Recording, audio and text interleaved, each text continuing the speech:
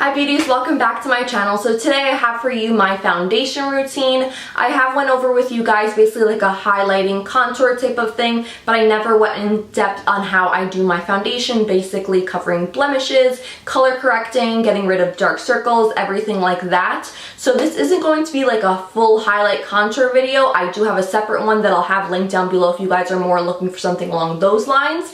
This is truly just focusing on the skin and showing you guys basically applying from what I apply as the base all the way up to, like I said, correcting and applying the foundation and concealing the skin, just basically to give yourself the perfect blank canvas to go on and add color to your eyes, your cheeks, and everything like that. As always, if you like this video, don't forget to give it a thumbs up and subscribe to my channel if you aren't already, and I'll talk to you in my next one. Bye! Alright, so before I begin working on the skin, I'm going to go ahead and just clip my hair back. This is where my bangs are, so it tends to get in the way when I'm doing my foundation, so I just like to move that out. Then I'm going to start with moisturizing the skin. I like to apply an oil. This is the Josie Maran Argan oil. You could use whatever you particularly like. This is the one I have. I feel like it works nicely on the skin, and it's not crazy expensive as some of the other ones are. And then I just very gently with my fingers just tap it into the skin. I'm not rubbing it in, just making sure it has time to soak in. And here, just my primer basically squirted all over the entire room since it was a brand new one of the Angel Veil primer. I absolutely love this one because it's affordable, yet it does smooth out the skin for me. So that one I'm just rubbing into the skin to make sure it goes all over. And then for areas such as my T-zone, my nose area, since it gets hormonal and stuff, I tend to have larger pores on there. And for a flawless face, I want to make sure I get rid of that. So we're going to apply, like I said, that pore perfecting primer. And then getting rid of any redness, which tends to have my blemishes do have like some redness on them, whether I popped a pimple or something like that. So I'm just going to be applying that. And then you guys know that I do have some redness in my dark circles as well, so I'm going to be applying this green corrector over there, and then taking a dual fiber brush, since I just feel like it buffs it out nicely. It doesn't take away so much of the color, but it does blend it in enough where you don't have like streaks of green left over. For those of you looking for a good brush to blend out your correctors, I do recommend a dual fiber brush. It doesn't have to be this particular one, but I just feel like it gives it the most flawless finish and doesn't leave your skin looking streaky. Next, we're going to continue correcting under the eyes, and next I'm going in with my Becca corrector, the salmon color, to now get rid of my blueness under the eyes. I like to focus on the skin, as you can see, prepping all of that before I apply my foundation.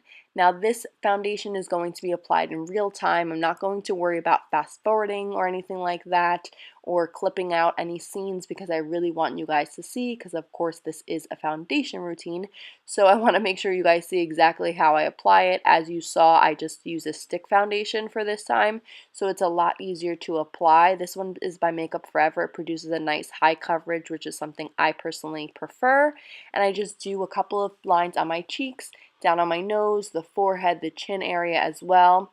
And then I do like to take this Morphe G3 brush, or G4, I don't exactly remember right now off the top of my head, but I will have it linked down below for those of you interested. I know some people have complaints with like Morphe brushes shedding or anything like that. I only have a couple of them, but from the ones that I do have, I'm not sure if it's particular line that I use, but I honestly have never had an issue with anything like that. So the ones that I use in my video and I suggest to you guys truly are because they work and I love them. Next, going back onto the under eyes, once I finish applying my foundation, that is when I go in with my concealer. I don't do it previously because I like to have the highlighted effect. So I'm just going to show you one eye, since you guys probably have seen me do this a million times, and I do now do one eye at a time to avoid creasing. So I'm going to apply two concealers, the Kat Von D, and of course, as you saw, the Tarte Shape Tape.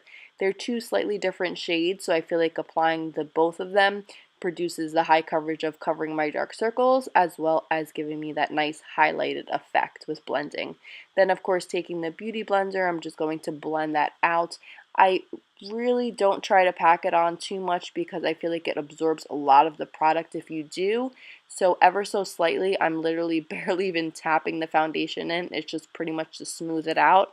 And then I do always like to apply concealer on the top of my eyelids, since I do have like veins up there and darkness, since I have bad dark circles. So this kind of just blends it all out and makes it look smooth. Of course, we're going to set as usual using the Laura Mercier translucent.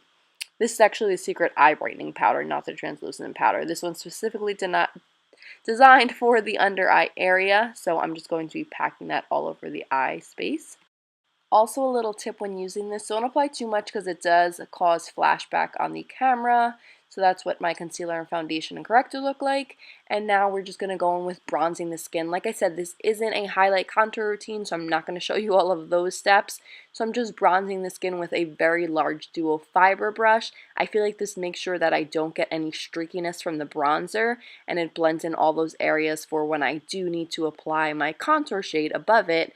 It transitions nicely because all of the colors blend in from the bronzer to the contour to then the blush and the highlight and all of that good stuff. But yeah, like I said, I'll have that link down below if you guys want to see how I highlight and contour, which would be the steps that I follow after, of course, I do this foundation. Then at that point, I, of course, like to just unclip my hair, and I wanted to show you guys what the skin looks like after doing my foundation and correcting.